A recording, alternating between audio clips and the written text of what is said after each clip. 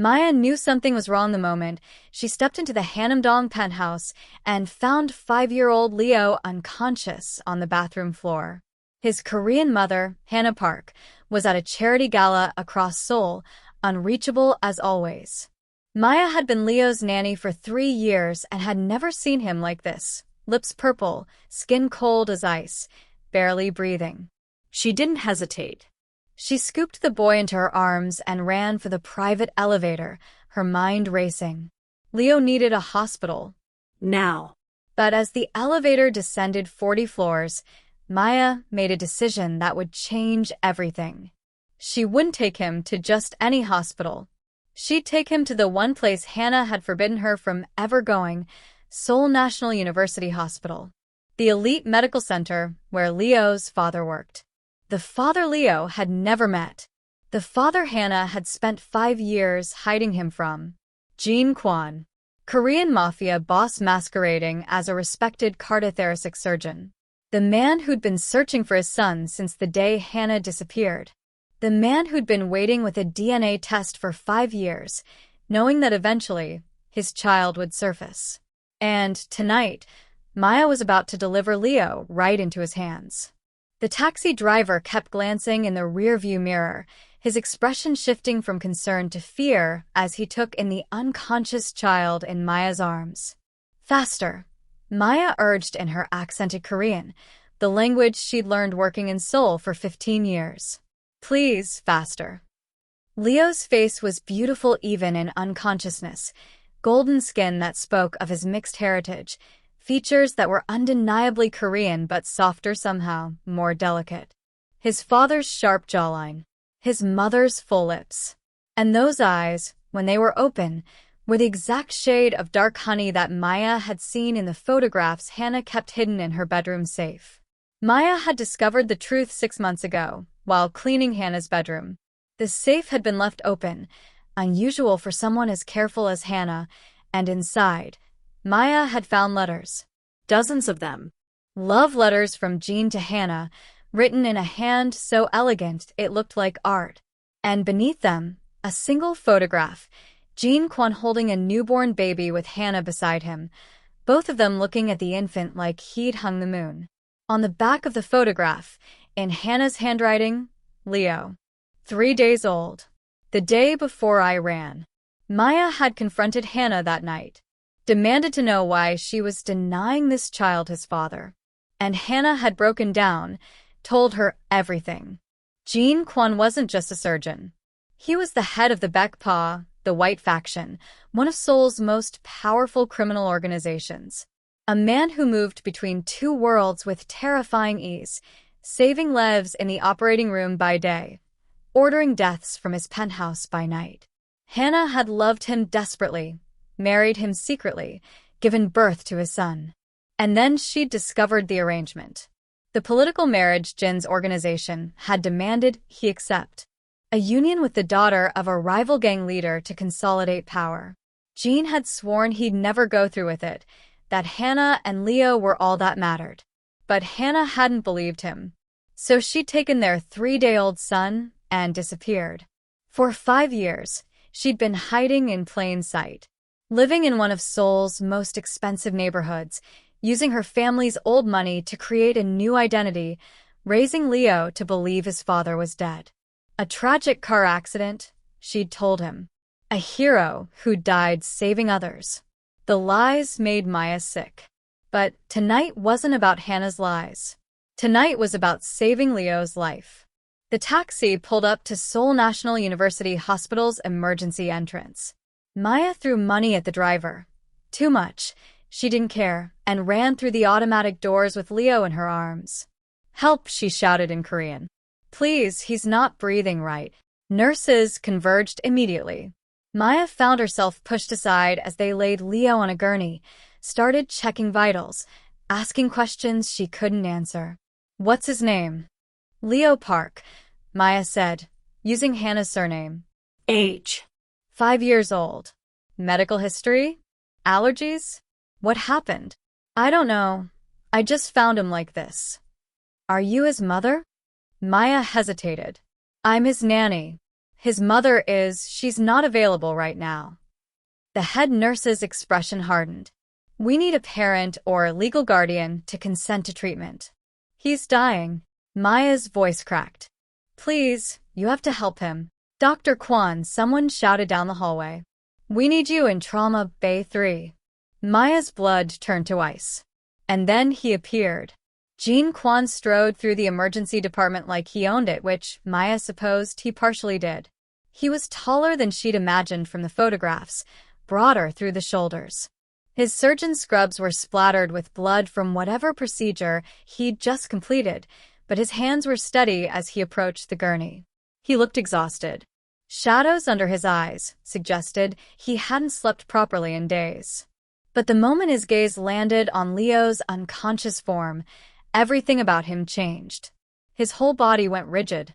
His eyes, those same dark honey eyes that Leo had inherited, widened with recognition that seemed impossible. He couldn't know. Hannah had been so careful. But Jean moved toward the gurney like a man possessed, shouldering aside the other doctors with an authority that made them scatter. Out, he commanded. Everyone except the attending nurse. Now. They obeyed without question. Jin's hands were gentle as he examined Leo, checking pupil dilation, listening to his heartbeat, palpating his abdomen. His jaw clenched tighter with each passing second. How long has he been unconscious? His voice was rough, barely controlled. I don't know. Maybe 20 minutes? I found him on the bathroom floor. Does he have any medical conditions I should know about? No. He's healthy. He's always been healthy. Then why is his spleen enlarged? Jin's eyes snapped to Maya's face, and the accusation in them made her step back. Why does he have petechiae all over his torso? Why are his lymph nodes swollen? Maya shook her head. I don't know what those words mean. It means someone has been neglecting this child's health care. Jin's voice dropped to something dangerous. It means he's showing signs of leukemia. The word hit Maya like a physical blow. That's not possible. I need to run tests. Full blood panel, bone marrow biopsy, imaging. Jean was already barking orders at the nurse. And I need to speak with his parents. Immediately. His mother. I don't care about his mother. Jin's eyes locked onto Maya's. I want to speak with his father. Where is he? Maya's throat closed. She couldn't speak. Couldn't breathe. Jean took a step closer. You know who I am, don't you? You came to this hospital specifically. Why? I needed help. There are 20 hospitals between Hanamdong and here. All of them closer. All of them with excellent pediatric departments. His voice was silk over steel. But you brought him to me. So I'll ask you one more time. Where's his father? Before Maya could answer, Jean reached into his pocket and pulled out a small kit. A DNA test. The kind that required just a cheek swab. I've been carrying this for 5 years, Jean said quietly, waiting for the day someone would bring me a child with my face. A child around the right age. A child whose mother was too afraid to come herself. He opened the kit with practiced efficiency. Swabbed the inside of Leo's cheek. Then his own. The lab will have results in an hour, Jean said. But I already know what they'll say. This child has my nose. My eyes. My blood type. I can see it on his medical bracelet under his sleeve. Ab negative. Rare. Just like mine. He turned to Maya, and the raw emotion in his face made her want to weep. Where is Hannah? So he knew. He'd always known. At the Sheila Hotel, Maya whispered. The annual charity gala for children's hospitals. She's giving a speech about the importance of pediatric care. Jin's laugh was bitter, broken. Of course she is. Playing the philanthropist while her own son dies of cancer, she was too stubborn to detect. She doesn't know he's sick. Because she's been avoiding doctors. Jin's composure cracked. I've had investigators watching every hospital in Seoul for 5 years. Every pediatric clinic. Every specialist. Waiting for Hannah to bring in a child for treatment. She never did she? She's been using what? Home remedies? Hoping I'd never find them. Maya couldn't defend Hannah. Not now. Not when Jean was right. I'll call her, Maya said. I'll tell her to come. No. Jean pulled out his own phone, made a call, spoke in rapid Korean too quick for Maya to follow. Then he hung up and looked at Maya with eyes that had gone cold. My men will bring her here. She doesn't get a choice anymore. Not when it comes to our son. You can't just. I can do whatever I want. Jean turned back to Leo, his hand resting gently on the boy's forehead. I'm the chief of cardiothoracic surgery at this hospital. I have connections in every department. And more importantly, I have power that extends far beyond these walls. He looked at Maya again. You did the right thing bringing him to me. Whatever Hannah told you about me, whatever lies she used to justify keeping my son from me, you saw past them. You chose to save his life. I won't forget that. I just want Leo to be okay, Maya whispered. Then we're on the same side. If you're hooked on this story, smash that subscribe button because this is about to get insane. Comment below. Do you think Maya did the right thing bringing Leo to Jean? Or should she have stayed loyal to Hannah? Drop your thoughts and let me know whose side you're on. Hannah Park had never felt more like a hypocrite than she did standing on the stage of the Shilla Hotel ballroom, accepting an award for her charitable work with pediatric hospitals. Every child deserves access to quality health care, she was saying to the crowd of Seoul's elite. No child should suffer because of their circumstances. Her phone buzzed in her clutch. Then again. And again. She ignored it, kept smiling, kept speaking about children's welfare while her own son was home with a nanny. Safe. Hidden. The way he'd been for 5 years. The speech ended to thunderous applause. Hannah stepped off the stage, already mentally preparing for the social obligations ahead. The photographs, the small talk with donors, the performance of being Seoul's most dedicated philanthropist. She checked her phone. 17 missed calls from Maya. 3 text messages, each more desperate than the last. Leo unconscious. Taking him to hospital. At Seoul National. He needs you. Jean knows. I'm sorry. He knows. The phone slipped from Hannah's hands. Seoul National. The one hospital she'd specifically forbidden Maya from ever approaching. The hospital where Jean worked. Where he'd been waiting, watching, searching for 5 years. Miss Park. Hannah looked up to find 2 men in expensive suits standing before her. Not hotel security. Not event coordinators. Jin's men. She recognized the tattoos barely visible beneath their cuffs. The white tiger, symbol of the back paw. Mr. Kwan requests your presence at Seoul National University Hospital, the taller one said. His tone was respectful, but final. This wasn't a request. I don't. Your son is in the pediatric intensive care unit. Mr. Kwan is overseeing his care personally.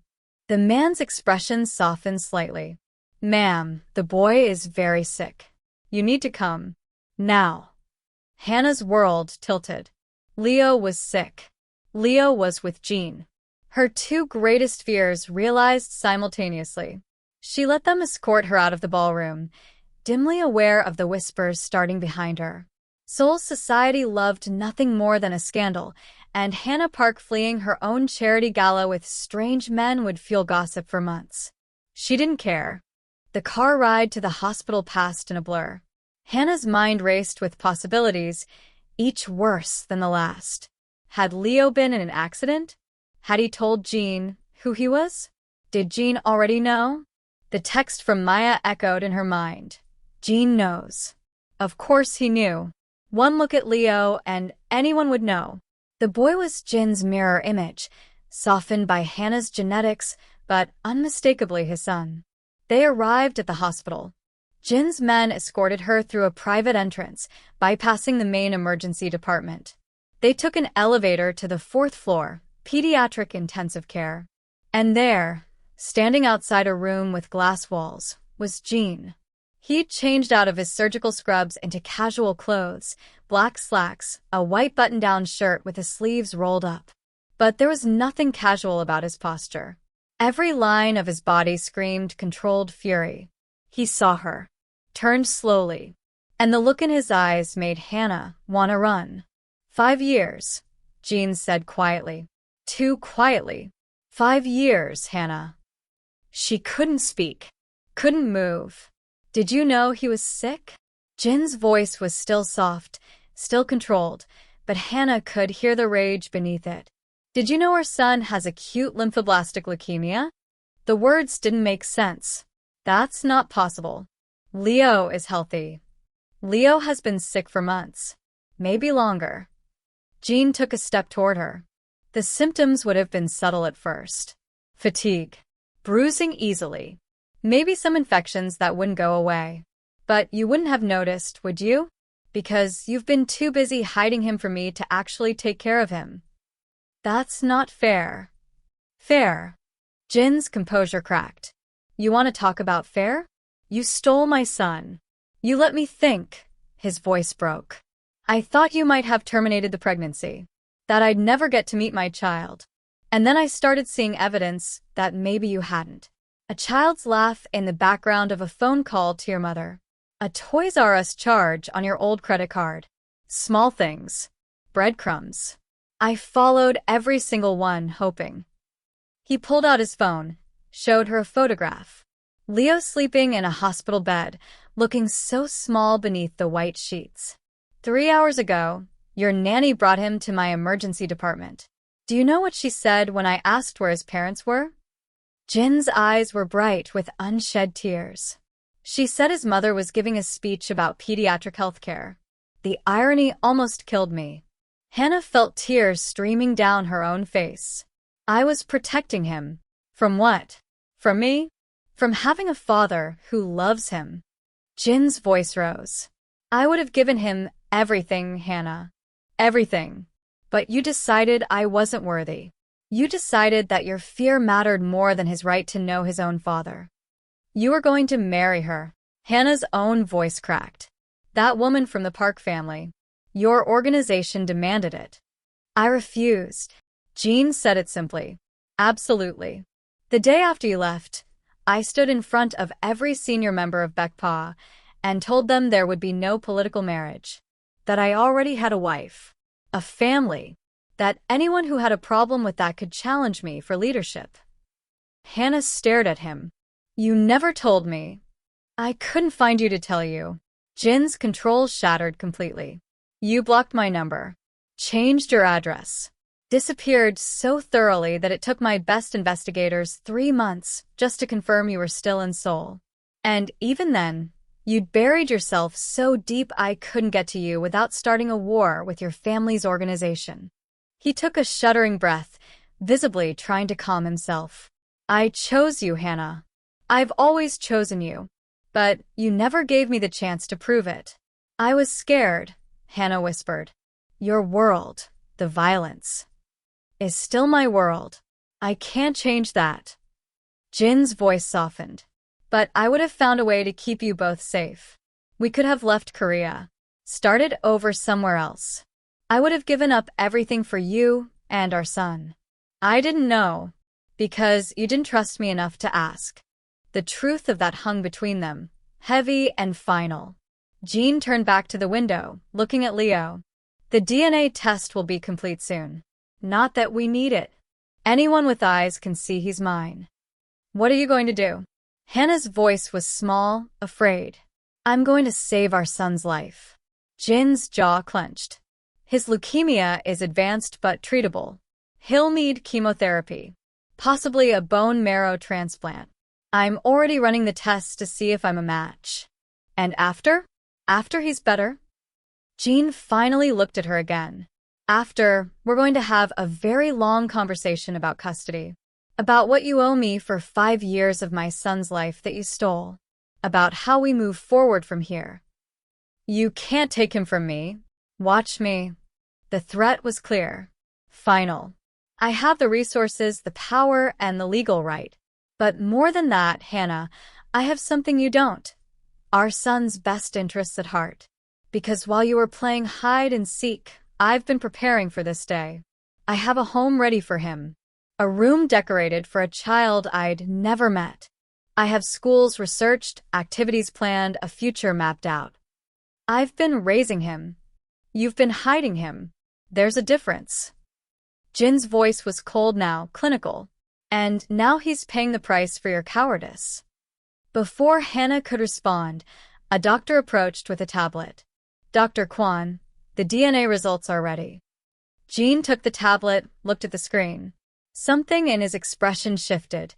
Pain, joy, grief all mixed together. 99.9% probability of paternity, he said quietly. Then he looked at Hannah. Not that I needed confirmation, but now it's official. Legal. Indisputable. He handed the tablet back to the doctor. Add me to all of Leo's medical records as his father. I want full access, full decision-making authority. And I want a genetics team assembled. If I'm not a bone marrow match, we'll need to start searching for donors immediately. Yes, Dr. Kwan. Jean turned back to Hannah. You can see him. But understand this. From this moment forward, I'm involved in every aspect of his care. Every decision. Every treatment. You don't get to shut me out anymore. Can I see him alone? No. The word was flat, absolute. You gave up the right to unsupervised access when you spent 5 years denying me mine. From now on, we do this together. Or not at all. Hannah wanted to argue, wanted to fight. But when she looked through the glass at Leo, her baby, her son, her whole world, she knew she had no choice. Okay, she whispered. Together. Audience engagement break. This story is getting intense. Hit that like button if you think Jean has every right to be furious. And comment below, should Hannah get a second chance or has she lost the right to call the shots? Team Jean or Team Hannah? Let me know. They entered Leo's room together. The boy was awake now, his dark honey eyes wide with confusion and fear as they darted between the various machines he was connected to. Maya? His voice was small, scared. What's happening? Maya stood from the chair beside his bed, relief flooding her face. Leo, sweetie, you're okay. You're in the hospital. I want Mama. His eyes found Hannah, and he reached for her. Mama, I don't feel good. Hannah rushed to his side, gathering him into her arms as carefully as she could with all the 4 lines. I know, baby. I know. Mama's here now. Leo looked past her shoulder at Jean, who stood frozen in the doorway. Who's that? The question hung in the air. Hannah felt Jin's eyes on her, waiting to see what she would say. What lies she would tell. She couldn't do it anymore. Couldn't keep lying to her son. Leo, she said softly, pulling back to look at his face. This is Dr. Kwan. He's the doctor who's going to help you feel better. Dr. Kwan is also. Hannah's voice caught. She looked at Jean, saw the desperate hope in his eyes. He's also someone very special. Someone I should have introduced you to a long time ago. Jean moved closer, slowly, like he was approaching a frightened animal. When he reached the bed, he knelt so he was at Leo's eye level. Hi, Leo, he said gently. I'm very happy to meet you. Leo studied him with those 2 intelligent eyes. You look like me. Jin's breath caught. Yeah. Ido. Why? Because. Jean looked at Hannah, silently asking permission. Hannah nodded, tears streaming down her face. She'd stolen so much already. She wouldn't steal this moment too. Because I'm your dad, Jean said quietly. Your real dad. And I've been looking for you for a very long time. Leo's eyes widened. He looked at Hannah. But you said Dad died. In a car accident. I know what I said. Hannah's voice shook. And I'm sorry, baby. I'm so sorry. I lied to you. Your dad didn't die. He's been alive this whole time. And I kept him away from you because I was scared. Scared of what? How could she explain? How could she tell her 5-year-old son about Mafia politics and arranged marriages and her own cowardice? Scared of a lot of things, she said finally. Things that didn't matter as much as I thought they did. Things that weren't as important as you getting to know your dad. Leo looked back at Jean, processing this revelation with remarkable calm. So you're really my dad? Not dead. Not dead, Jean confirmed, his voice rough with emotion. Very much alive. And very, very happy to finally meet you, son. Do you do cool doctor stuff? The question was so innocent, so perfectly childlike, that Jean laughed, a sound somewhere between a sob and genuine amusement. Ido. I'm a heart surgeon. I fix people's hearts. That is cool. Leo paused. Can you fix my heart? It feels funny sometimes. Jin's expression sobered. Your heart is fine, buddy. But other parts of you are sick. That's why you're here. We need to run some tests and give you medicine to make you better. Will it hurt? Sometimes, Jean said honestly. But I'll be here. And your mom will be here. And Maya. We'll all help you through it. Leo considered this. Then, with the blunt honesty of a 5-year-old. Okay, but I want ice cream after. Jin's smile was watery but genuine. Deal. All the ice cream you want. Over the next few hours, Hannah watched Jean transform into the father he'd been preparing to be for 5 years.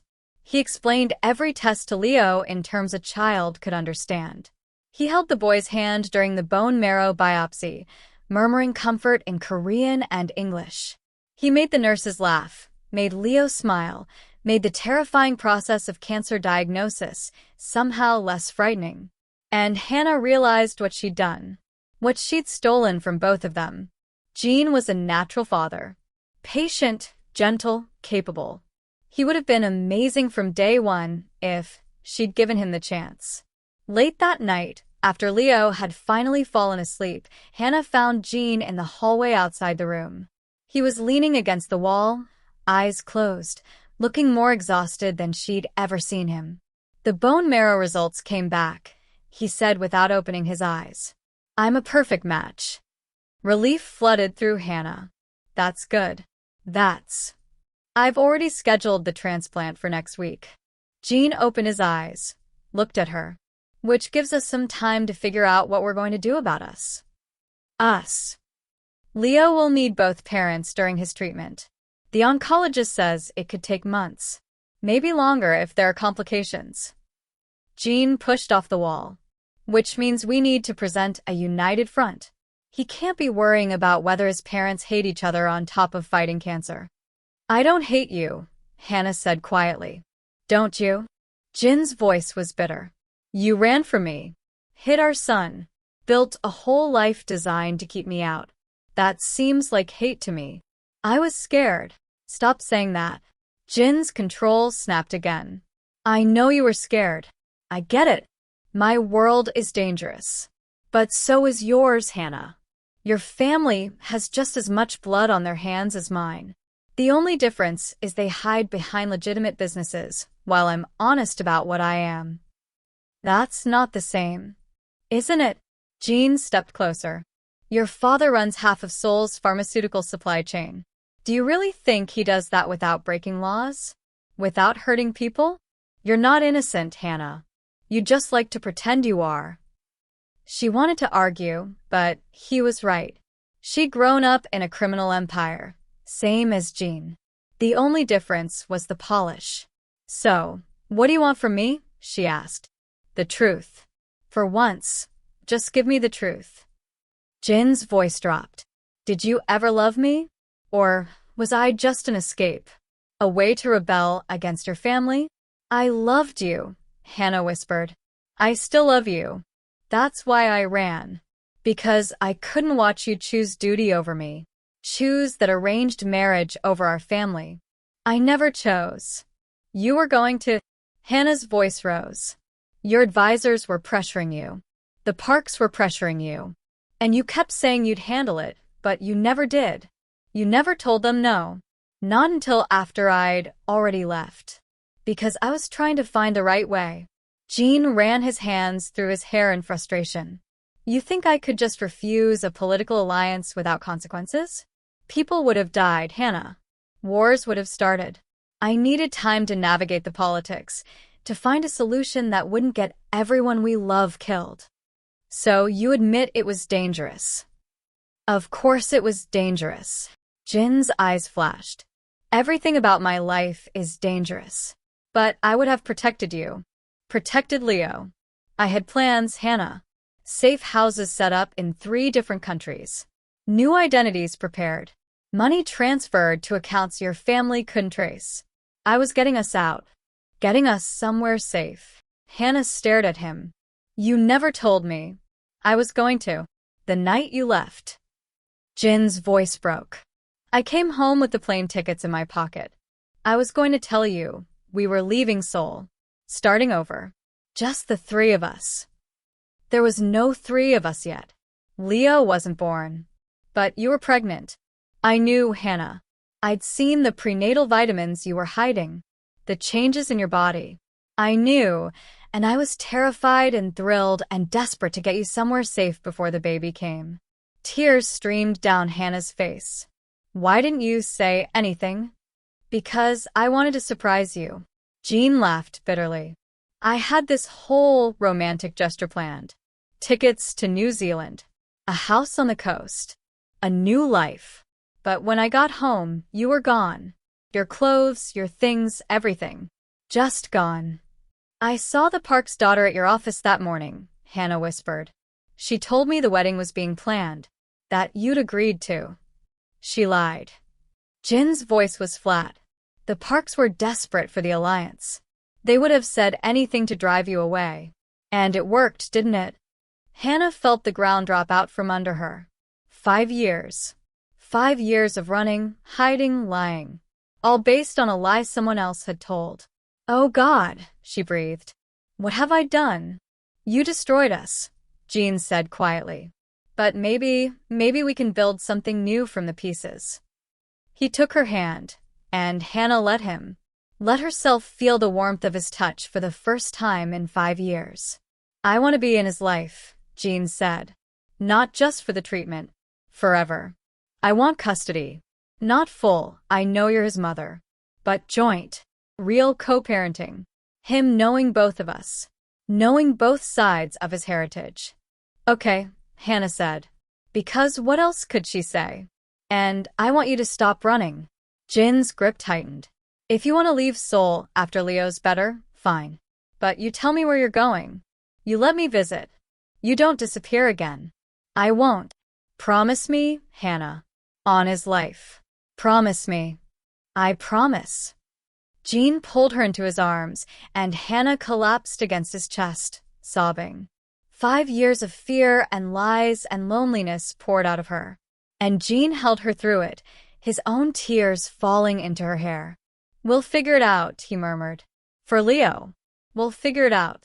The next week blurred together in a haze of medical procedures and tense negotiations. Leo's leukemia was aggressive but, thankfully, caught before it had spread too far. The treatment plan was brutal. Intensive chemotherapy followed by Jin's bone marrow transplant, then months of recovery and monitoring. Through it all, Jean was there.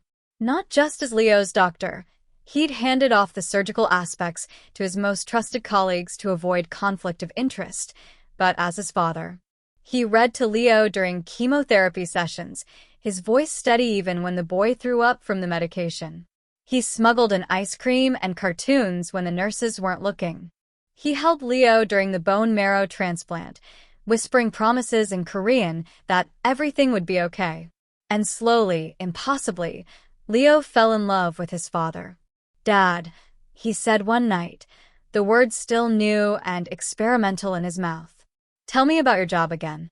Jean, exhausted from his own surgery to harvest the bone marrow, smiled. What do you want to know? Everything. So Jean told him about hearts and surgeries and saving lives. He left out the darker parts, the Mafia connections, the violence, the double life. Those revelations could wait until Leo was older. Hannah watched them from the doorway, her heart breaking and healing simultaneously. She'd been so wrong. About everything. Maya found her there one evening, tears streaming down her face. You did the right thing, Maya said gently, bringing him here. I should have brought him here years ago, Hannah said. I should have never left. Maybe, Maya agreed. But you can't change the past. You can only move forward. What if he never forgives me? What if he grows up hating me for keeping him from his father? Then you'll have to earn his forgiveness. Same as you're earning Jin's. Maya squeezed her shoulder. But that boy in there loves you, Hannah. Nothing will change that. Not even the truth. A month after the transplant, Leo's cancer went into remission. The doctors were cautiously optimistic. Jin was quietly triumphant. And Hannah felt hope for the first time in 5 years. They established a routine. Leo would stay with Hannah during the week, attending a prestigious international school where his mixed heritage was celebrated rather than questioned. Weekends were with Jin, in the penthouse Hannah had once shared with him, now redecorated with a child's bedroom that made Leo squeal with delight.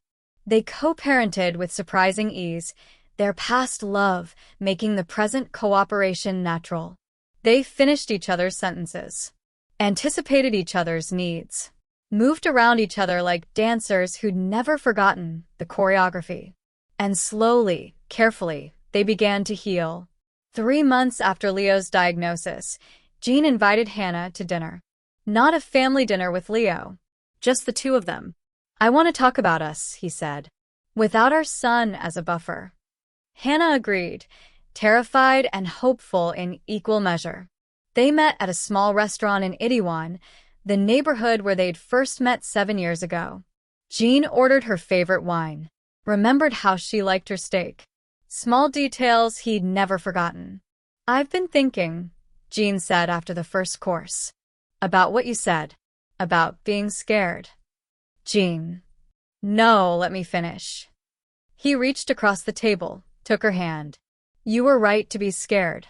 My world is dangerous. My life is complicated. And bringing a child into it, I understand why that terrified you. But I should have trusted you. Yes, he agreed. You should have. But I also should have been more honest with you.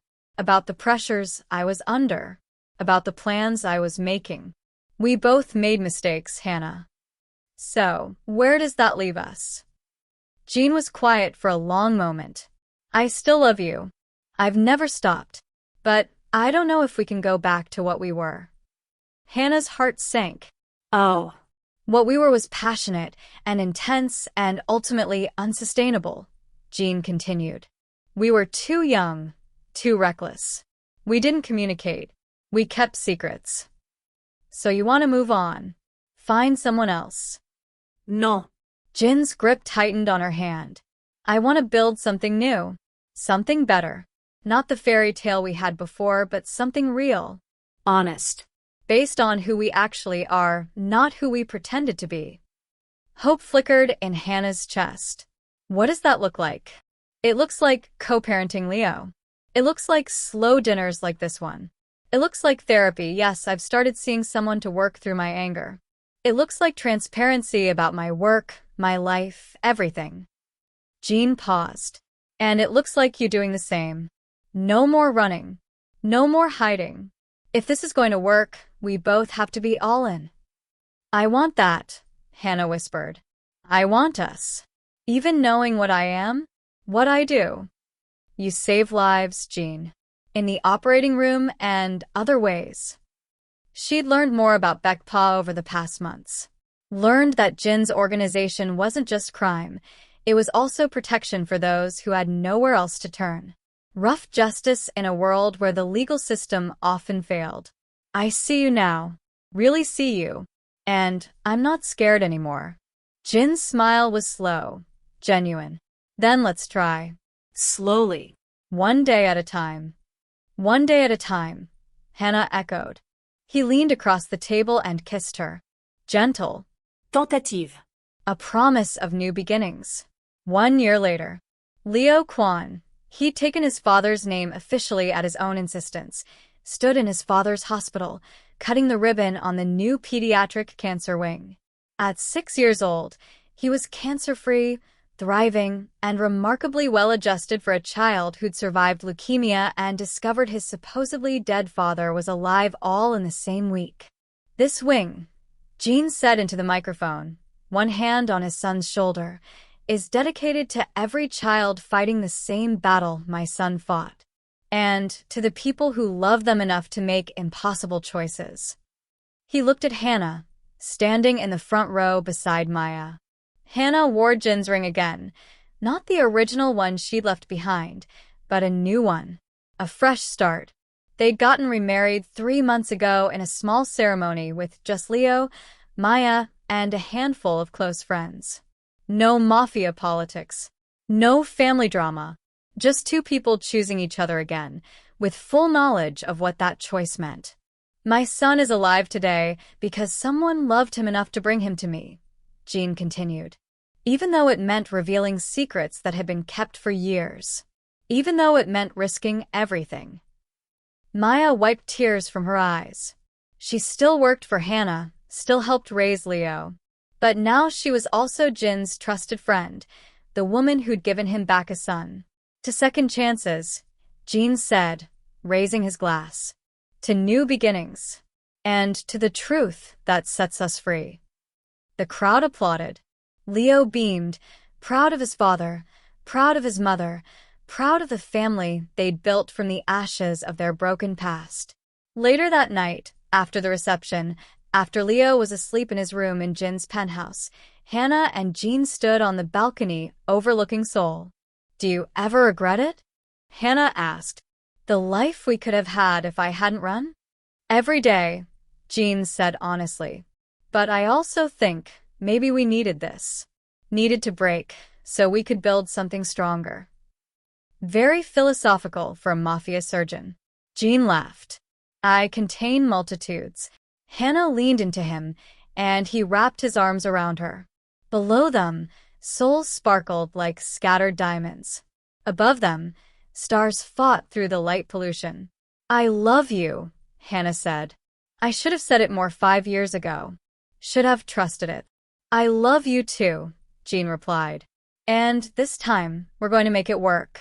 Promise. On our son's life. On our future. On everything I am." He turned her to face him, cupped her face in his hands. "I promise, Hannah. This time, forever." She kissed him, believing it. Believing in them. In second chances and hard-won wisdom and love that survived even the worst mistakes. Inside, Leo slept peacefully, cancer-free, and surrounded by love. The son who'd been hidden for 5 years. The son who'd brought his parents back together. The son who'd taught them both that truth, no matter how painful, was always worth it in the end. If you loved his story, smash that subscribe button and hit the bell so you never miss our next upload. Comment below. Would you have done what Maya did? And do you think Hannah and Jean really deserve their happy ending? Let me know your thoughts. This is just the beginning of their story, and trust me, you don't want to miss what comes next.